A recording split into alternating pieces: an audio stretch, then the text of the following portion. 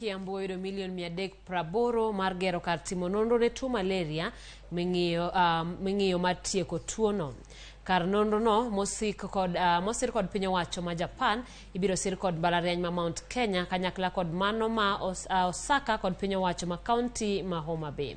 Chenro ni mibiro gere gwenge ma Thika biro bedo kod lab e mbalariany ma Mount Kenya kod kar timo nonro e kaunti ma Homa Bay. Mbete mar piny Japan pachoka Ken Okaniwa owacho ni gisiro chenro no mar tieko chutho tuo malaria e pachoka. Kamano bende oyang ni kar nonro no bende biro konyo joket mwandu tiyo kode e loso yedhe mamoko mag chanjo makonyo tuoche mamoko.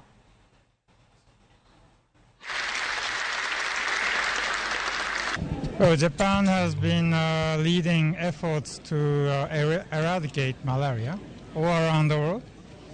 So we provided 380 million Kenyan shillings to build and provide equipment for the lab at Mount Kenya University.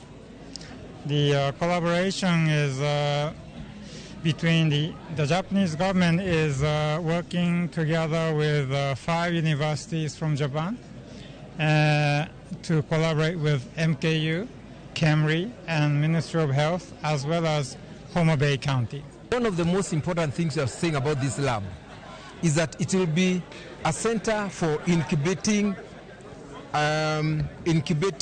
results that have come from science. It will be a center for patents. And you're inviting scientists, you're inviting people to come and conduct research using this lab. However, we always say this, university is not at the moment at the business on manufacturing medicine and drugs. But they are saying investors can come and collaborate with the university and establish drug manufacturing farms.